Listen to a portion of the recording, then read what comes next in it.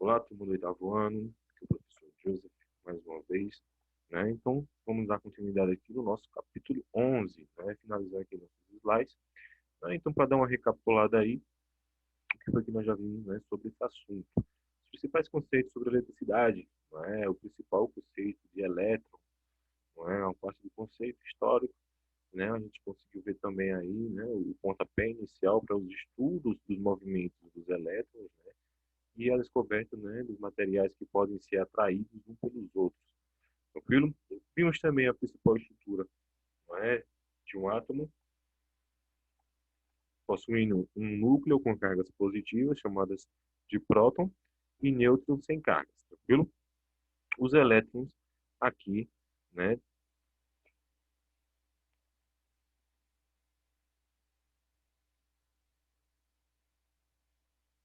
temos os elétrons aqui, né, de carga negativa, né, que foi que vimos também, né, que alguns corpos têm a capacidade de serem eletrizados, né. Então, o que eu quero, né, sobre essa pequena recapitulada aqui, né? Eu peço para vocês, né, que as partes conceituais e onde tem a nossa estrutura sobre fórmulas, né, a gente conseguir se adequar o nosso assunto, a gente conseguir trabalhar com as nossas fórmulas. Então, a primeira fórmula que a gente tem aqui é a nossa quantidade de carga. O que é a nossa quantidade de carga? Nada mais do que um número inteiro, que eu falei na aula passada, não é? Que pode ser o número de um átomo qualquer, né? Vezes a sua carga elementar. A carga elementar, universalmente, ela é conhecida como 1,6 vezes 10 a menos 9, não é? Enfim, a segunda fórmula é a fórmula da força elétrica. A gente conseguir calcular uma força, né, de interação entre duas moléculas eletrizadas, né? Nós temos aí quantidade de cargas, né, sobre a sua distância ao quadrado, né? Resolvemos aí também, né, algumas questões, né? Enfim, nós vimos, né, o pontapé inicial aqui, que nós vamos trabalhar dentro de alguns conceitos. Os principais conceitos dentro da eletrodinâmica é corrente elétrica, circuito elétrico, uma potência elétrica, uma resistência elétrica e alguns resistores. Tranquilo? Então, vimos que a corrente elétrica nada mais é do que o movimento ordenado, né, dos elétrons através de um fio condutor, né? Então, o que vai caracterizar se tem um elétron, partes que têm bem mais elétrons, vai ser a largura do fio. Ou seja, quanto maior for a largura do fio, mais elétrons estão contidos nesse movimento aqui. Então, há uma bem maior passagem de eletricidade por esse fio, né? Um exemplo aqui temos os fios comuns dentro de casa, de um aparelho doméstico, não é? Em comparado a um fio de alta tensão. Se perceber, o fio de alta tensão tem um diâmetro, né, bem maior, uma largura bem maior, né, do que um fio comum de um eletrodoméstico. Ou seja, porque a sua tensão, né? Olha os conceitos aí, tensão, né? Vamos ver mais à frente aí o que dá a origem desse conceito. Então, nós temos a corrente elétrica, né? Então, para se calcular a intensidade da corrente elétrica, nós precisamos de quem? Da quantidade de carga elétrica, lembra da formulazinha lá, ó, né? Que quantidade de carga você descobre a partir dessa fórmula. Então, a intensidade da corrente elétrica, ela é dada em amperes, tranquilo? Nós vimos isso na aula passada, né? Então, vamos um pouco mais à frente aqui. Finalmente, a gente consegue chegar aqui, né, no que se diz uma diferença de potencial, né? O que é uma diferença de potencial? Nada mais é do que o movimento de elétrons em um fio condutor, né? Nada mais é do que o movimento de corrente elétrica em um fio condutor. Ou seja, a diferença de potencial é também conhecida como voltagem ou tensão elétrica, representada normalmente pela letra U.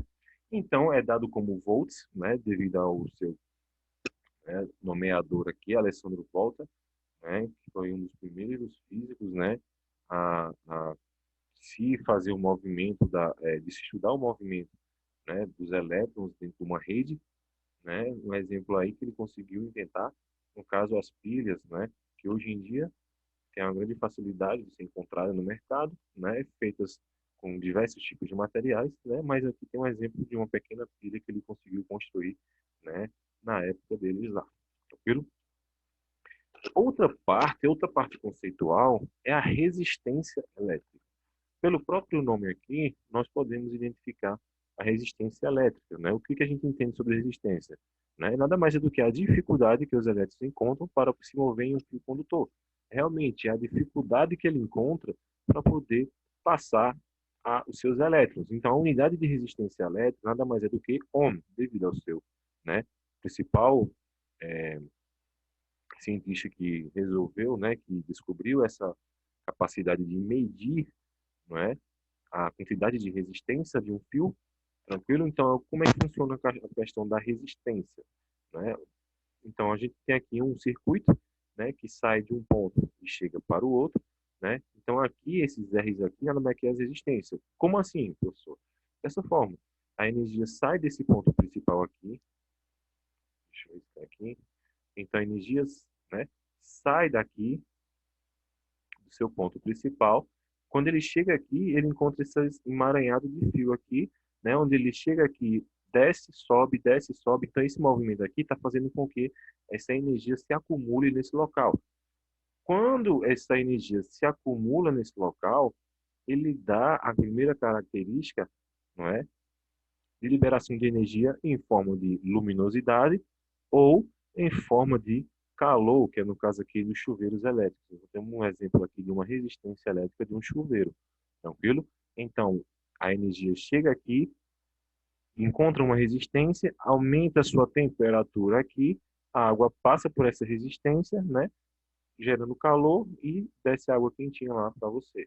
Tranquilo? Isso aqui acontece dentro de uma lâmpada, né? Temos uma pequena porção de um fio, que é a resistência, onde se encontra a maior quantidade de energia, né, acumulada. Tranquilo?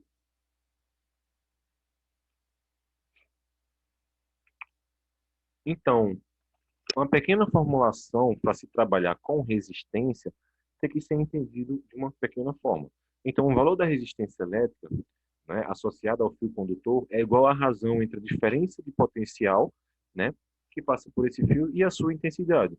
Ou seja, para a gente conseguir calcular uma resistência, né, nada mais é do que a diferença de potencial sobre a intensidade, né, a intensidade de energia elétrica que está passando ali naquela corrente, né? Então, para trabalhar com resistores, tem que se entender que ele pode ser de duas maneiras. Resistores em série e em paralelos. Qual a diferença entre eles? Os resistores em série, não é? Pelo próprio nome já fala, em série, seriado, contínuo, né? Então, quando associados em série, basta somar todas as resistências para se obter uma resistência equivalente, né? Que a resistência é Q. Ou seja, como se todos os resistores fossem substituídos por um único resistor. Nesse caso, então, a resistência equivalente é dada. Então, temos a resistência equivalente, nada mais é do que você pegar todas as resistências e somá-las. Como assim? Como é que a gente consegue tirar esse cálculo aqui dessa pequena imagem? Então, veja aqui onde é que está a minha resistência. Temos aqui R1 e temos a nossa resistência 2. Para a gente calcular a resistência equivalente, nós vamos ter que pegar R1 soma com R2 e eu tenho uma resistência equivalente, ou chamada também de resistência total, né, que é a soma de todas as resistências. Tranquilo? Então, um exemplo de resistência em série temos aqui pisca-pisca, não é? São aqueles exemplos que tem uma lâmpada uma do lado da outra, né? Então a gente caracteriza esse circuito como um circuito em série. Tranquilo? Outro tipo, não é, é em paralelo. É uma resistência, é um resistor em paralelo, ou seja, um em cima do outro. Temos aqui uns exemplos, né, de um circuito paralelo, onde estão ligadas duas lâmpadas, né, onde o circuito, a energia chega aqui, se divide para dois lados, né, e acaba se encontrando em outro, né? Então como é que a gente consegue trabalhar? Então, nesse caso, né, quando associados em paralelo, a resistência equivalente é calculada pela razão entre o produto, aqui ó, a nossa razão, entre o produto de R1 e R2 e a sua soma. Então, é a razão entre o produto e a sua soma. Né? A gente consegue pegar aqui R1 e R2, né? R1 vezes R2 sobre R1 sobre mais R2. Tranquilo? Então, em série nós somamos e, em paralelo, nós pegamos aqui, né, uma razão entre o produto e a soma. Tranquilo? Então, como é que a gente consegue trabalhar, não é, esses cálculos aqui? Vamos chegar um pouco mais à frente. Enfim, nós conseguimos chegar aqui em potência elétrica. Então, o que foi que a gente já viu? Nós vimos resistência, voltando aqui só uma relembrada. O que é que nós já vimos? Quantidade de carga elétrica, que é Qn vezes E. Nós já vimos a intensidade de uma corrente elétrica. O que é que vocês estão percebendo? Que toda fórmula se encaixa dentro da outra. Ou seja, para a gente conseguir achar a intensidade da força, a gente precisa primeiro achar a quantidade de carga que aquele elemento, que aquele átomo vai, né, liberar. Né? Então é o seguinte, então tudo vai depender um do outro. Outra coisa que eu quero que vocês lembrem, as unidades de medida, não é? No caso, intensidade, que se calcula em amperes, quantidade de carga em coulomb e o nosso tempo em segundos. Tranquilo? O que foi que nós já vimos também, né? Nós vimos a diferença de potencial que é dada pela letra U, que no caso, em uma representação, é dada como voltagem ou tensão elétrica. Tranquilo? Então, a letra U significa tensão elétrica. Né? O que nós já vimos também? O cálculo da resistência elétrica. Né? Então, o cálculo da resistência elétrica pode ser em série ou em paralelo. Né? Temos aqui a resistência elétrica. Né? Temos a diferença de potencial sobre a intensidade da corrente elétrica. Nós descobrimos a resistência elétrica.